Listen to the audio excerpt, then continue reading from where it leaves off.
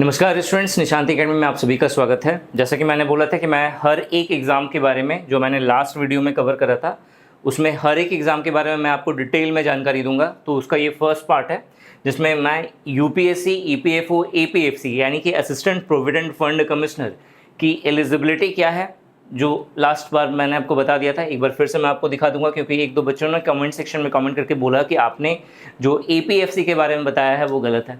ठीक है, job profile and salary मैं डायरेक्ट आपको नोटिफिकेशन निकाल करके ही दिखाने वाला हूँ यहाँ पे। तो job profile and salary structure के बारे में हम लोग बात करेंगे।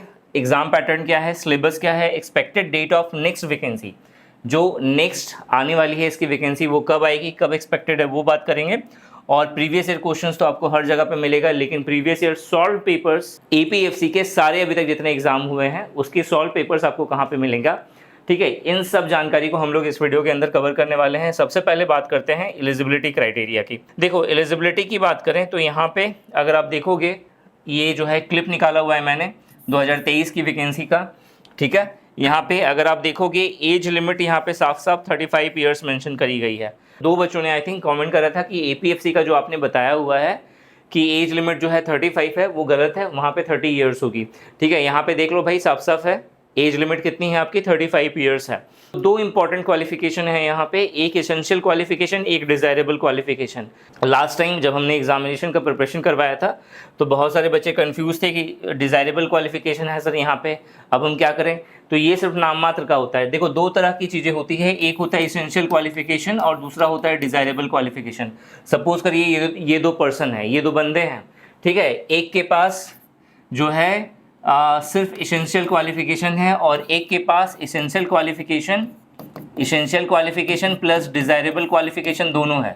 ठीक है, मान लो रिटर्न एग्ज़ाम में इसके मार्क्स 100 आए हैं, इसके रिटर्न एग्ज़ाम में मान लो इसके 90 आए हुए हैं। ठीक है, जो इंटरव्यू हुआ है इसमें इसके 50 आए हैं, इसमें इसके सपोज करो 50 आए हैं।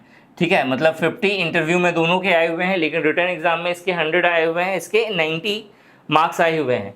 इस केसेस में जो जिसके पास इसेंशियल क्वालिफिकेशन होगा उसे प्रेफरेंस दिया जाएगा, ना कि essential qualification plus desirable qualification को। लेकिन अगर सपोज करिए यहाँ भी रिटर्न एग्ज़ाम में इसके मार्क्स 100 आए हैं और इंटरव्यू में इसके मार्क्स 50 आए हुए हैं, और यहाँ भी रिटर्न एग्ज़ाम में 100 आया हुआ है और इंटरव्यू में 50 आया हुआ है, तो इस टाइप के केसेस में जिसके पास essential qualification plus desirable qualification होगा उसे ही प्रेफरेंस मिलेगा। अब यहाँ पे जिन जिन स्टूडेंट्स के एज 29 ईयर्स या 30 ईयर्स है, उन्हें मैं एक पर्सनली सजेशन देना चाहता हूँ।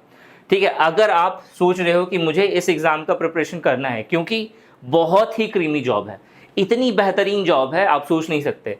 आप देखो, एक तो आप एडमिनिस्ट्रेटर लेवल का आप जॉब मिल रहा है आपको। ठीक है, सिविल सर्वेंट के इक्विवेलेंट आपको यहाँ पे जॉब मिलेगा।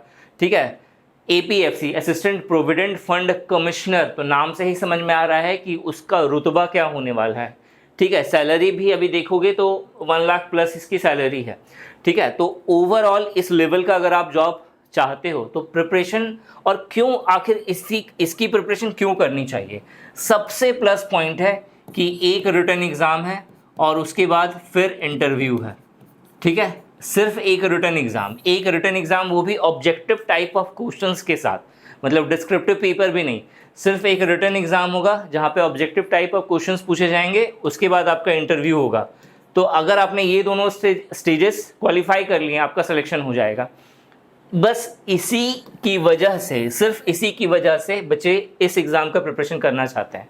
तो अगर आपकी एज 29 या 30 ईयर्स है, ठीक है, और अगर आप इस एग्ज़ाम का प्रिपरेशन करना चाहते हैं, तो मैं पर्सनली सभी स्टूडेंट्स को जो इस एग्ज़ाम का प्रिपरेशन करना चाहते हैं और 29 या 30 इयर्स एज बियर कर रहे हैं या फिर इससे कम एज है उनकी, तो उस केसेस में आप सभी को मैं सजेस्ट करता हूं कि डिज़ायरेबल क्वालिफिकेशन के अंदर जो मांगा गया है, diploma in company law, labour laws या पब्लिक एडमिनिस्ट्रेशन, किसी भी इंस्टीट्यूशन या कॉलेजेस के द्वारा आप जहाँ भी आप नेट पे सर्च करो, जहाँ भी ये डिप्लोमा करवाया जाता आप इसे कंप्लीट कर लेना। फ़ायदा क्या होने वाला है इससे? फ़ायदा आपका ये होगा कि जैसे ही आप डिज़ायरेबल क्वालिफिकेशन बियर करते हैं तो बेसिकली इस टाइप की दो तरह की वैकेंसी है। ठीक है, ईपीएफओ के अंदर निकलती है दो टाइप की, एक है मेरा एपीएफसी की, असिस्टेंट प्रोविडेंट फंड कमिश्नर की, और दूसरा है ALC की, ALC यानी असिस्टेंट लेबर कमिश्नर की। Last time assistant labour commissioner का जो वैकेंसी अनाउंस हुआ था या जो नोटिफिकेशन आया था वो 2021 में आया था, 2021 में आया था, जिसमें डिज़ायरेबल क्वालिफिकेशन को मैंडेटरी कर दिया था। मतलब यहाँ पे वही बच्चे अप्लाई कर सकते हैं जिनके पास डिज़ायरेबल क्वालिफिकेशन है, ठीक है। APFC के केस में क्या है, सिंपली ग्रेजुएशन मांगा जाता है, लेकिन ALC असिस्टेंट लेबर कमिश्नर मतलब आपको वर्कर्स के बारे में सोचना है, उससे रिलेटेड सारी चीज़ें करनी है।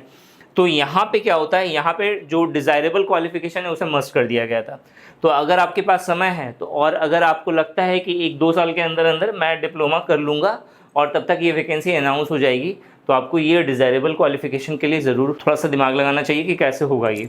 बाकी इसके ऊपर में अगर आपको वीडियो चाहिए तो आप बोलना, मैं सेपरेटली एक वीडियो बना दूंगा कि डिज़ायरेबल क्वालिफिकेशन को आप कहाँ कहाँ से प्रोसेस कर सकते हो, ठीक है। नेक्स्ट बात करते हैं job profile and salary structure की। देखो जॉब प्रोफाइल की बात करें तो ये बिल्कुल ऑफिशियल वर्क है, ठीक है, बिल्कुल ऑफिशियल वर्क है। Duties of assistant provident fund commissioner inter alia are to look after the work of enforcement, ठीक है, इन्फोर्समेंट का काम, रिकवरी का काम, अकाउंट्स मैनेज करने का काम। अकाउंट्स मैनेज मतलब प्यून वाला काम नहीं हुआ, अकाउंट्स मैनेज का काम मतलब आप सिर्फ निगरानी रख रहे हो। जैसे कि आप बैंक में जाओ, जो मैनेजर होता है वो भी अकाउंट्स मैनेज करता है, ठीक है, वो भी अकाउंट्स को मैनेज करता है। तो इसका मतलब ये नहीं है कि वो लोगों से जो है डील कर रहा है, वो सबसे ऊपर बैठा हुआ है वहाँ पे। तो वही है यहाँ पे, accounts, administration, cash, legal, pension, computer, which includes the statutory and administrative functions like conducting inquiry, settlement of claims, general administration, maintenance of cash book, reconciliation of bank statement, MIS returns, इन सभी चीज़ों को देखता है, ठीक है। मतलब एकदम टॉप लेवल पे बैठा हुआ है और सारी चीज़ें क्या कर रहा है, मेंटेन कर रहा है, सब पे निगरानी रख रहा है कि कौन सही से, मतलब सारी चीज़ें सही से हो रही है या नहीं हो रही है। नेक्स्ट बात करते हैं इसके सैलरी स्ट्रक्चर की। तो जो ग्रॉस सैलरी होती है वो अराउंड 1,12,140 रुपये होती है, ठीक है। इसे कैलकुलेट करोगे तो बेसिक पे जो है अभी के टाइम में कितना है इसका, 56,300 रुपये, ठीक है। डीए जो है वो 50% हो गया है 2024 से, यानी कि 28,150 रुपये आपको डीए मिलेगा। एचआरए जो है क्लास 3 सिटीज़ के अनुसार 30% मिलता है, यानी 16,890 रुपये का आपको एचआरए मिलेगा। टीए जो है आपको 7,200 रुपये मिलने वाला है। डीए ऑन टीए जो है ये आपको 3,600 रुपये मिलेगा। फिक्स्ड मेडिकल अलाउंस, ठीक है, FMA, ठीक है, ये आपको 2,000 रुपये मिलेगा। ओवरऑल आपको 1,12,140 रुपये के आसपास आपको टोटल ग्रॉस सैलरी मिलेगी, ठीक है। ये ग्रॉस सैलरी है।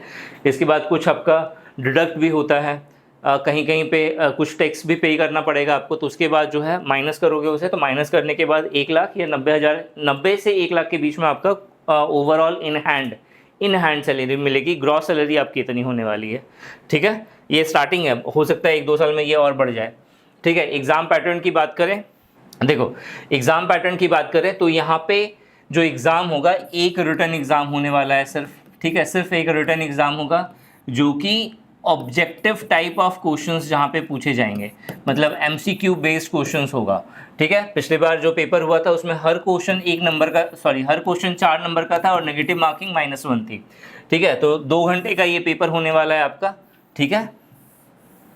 ये पेपर जो है 2 घंटे का होने वाला है।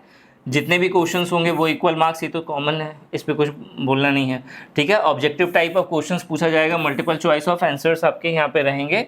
मीडियम ऑफ द टेस्ट जो है वो हिंदी और इंग्लिश में होगा और ये ऑफलाइन मोड में पेपर होता है, ठीक है, ऑफलाइन मोड में पेपर होता है। और रॉन्ग आंसर की पेनल्टी होती है। अगर 4 मार्क्स का हर एक क्वेश्चन है तो नेगेटिव मार्किंग -1 होगी, ठीक है।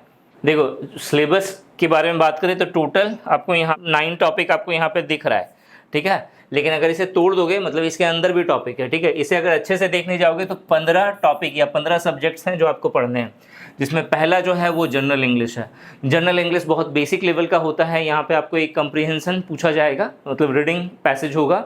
इसके अलावा कुछ वोकैबलरी जैसे सिनोनिम हो गया, एंटोनिम्स हो गया, एडियम्स है, फ्रेजेस है, वन वर्ड सब्स्टिट्यूशन है, ये सारी चीज़ें, मतलब जो नॉर्मल चीज़ें हैं जनरल इंग्लिश के अंदर कॉम्पिटिटिव एग्जाम में पूछी जाती हैं, वही चीज़ आपको यहाँ पे देखने को मिलेगा, ठीक है। इसके बाद इंडियन कल्चर हेरिटेज, ठीक है, Indian culture and heritage, plus इसके साथ फ्रीडम मूवमेंट, मतलब इंडियन फ्रीडम स्ट्रगल आपको पूरा का पूरा पढ़ना है। इसके अलावा करंट इवेंट्स पढ़ना है।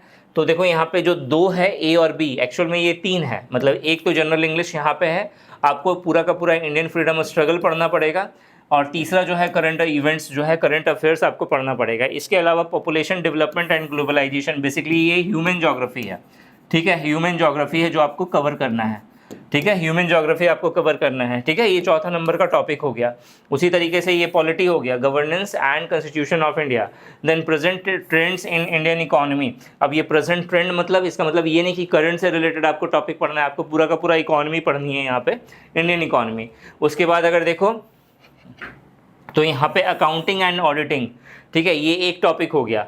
फिर इसके बाद industrial relation and labour laws, ये एक टॉपिक हो गया। इसके अलावा इंश्योरेंस, ये एक टॉपिक हो गया। मतलब ये एक लाइन में इसने एफ वाले में 3 टॉपिक यहाँ पे मेंशन करा हुआ है, ठीक है। इसके बाद basic knowledge of computer application, general science, और देन यहाँ पे एलिमेंट्री मैथमेटिक्स होगा। स्टैटिक्स एक अलग टॉपिक है, मैथ्स के ही अंदर आता है लेकिन थोड़ा डिफरेंट होता है। और इसके बाद जनरल मेंटल एबिलिटी में हम लोग क्या देखेंगे, रीजनिंग देखेंगे। इसके बाद है सोशल सिक्योरिटी इन इंडिया, जिसमें बेसिकली गवर्नमेंट के जो डिफरेंट स्कीम्स है जो सोशल सिक्योरिटी को प्रोवाइड करते हैं। तो टोटल अराउंड 15 टॉपिक्स है जो आपको इस APFC के सिलेबस को कवर करने के लिए आपको पढ़ना है, ठीक है। बात करते हैं एक्सपेक्टेड एग्ज़ाम डेट की। तो देखो, तो ये जो वैकेंसी है, ठीक है, ये जो वैकेंसी है वो एक इरेगुलर वैकेंसी है। इरेगुलर का मतलब ये हुआ कि हर साल नहीं आने वाला, ठीक है। हमेशा 2 साल 3 साल का आपको गैप देखने को मिलता है, 1 साल का भी गैप देखने को मिलता है। लेकिन प्लस पॉइंट ये है इसकी कि हर 1 साल 1.5 साल के अंदर में, ठीक है, तो हर 1 साल के इंटरवल पर आपको EO या AO, एनफोर्समेंट ऑफिसर या अकाउंट्स ऑफिसर, APFC, ठीक है, या फिर ALC, असिस्टेंट लेबर कमिश्नर, ठीक है, इसकी वैकेंसी अनाउंस होती रहती है, ठीक है। मतलब 1 साल के इंटरवल पे आपको इन तीनों में से एक दिख जाएगा, ठीक है। तो बेस्ट है, 1 साल टाइम चाहिए भी, इतना बड़ा सिलेबस है कवर करने के लिए। अगर आप नॉर्मली कवर करना चाहते हैं, मतलब बिना प्रेशर लिए दिमाग में, तो 3 घंटा 4 घंटा कभी 5 घंटा, ठीक है, इस तरह से अगर पढ़ोगे तो तकरीबन समय चाहिए अपने आप को बिल्डअप करने के लिए, ठीक है। तब तक वैकेंसी भी आ जाएगी। इस तरह से बच्चे पैनिक होते रहते हैं, ठीक है, पेशेंस होते रहते हैं कि सर कब आएगी वैकेंसी, कब आएगी। अभी FSSAI वाली आने वाली है, तो लोग मतलब पहले से ही बोलना शुरू करें, 2 महीने पहले से ही, सर FSSAI वाली अभी तक नहीं आई, कब आएगी। अरे आप पढ़ो तो, जब आनी होगी तब आ जाएगी वो, ठीक है। तो बेटर क्या है, आप जो है प्रिपरेशन अगर करना चाहते हैं तो गोल्डन समय है, अभी गोल्डन अपॉर्चुनिटी है, ठीक है, क्योंकि टाइम चाहिए भाई, 6 से 8 महीने का समय चाहिए एक अच्छा प्रिपरेशन करने के लिए, अपना बेस बनाने के लिए।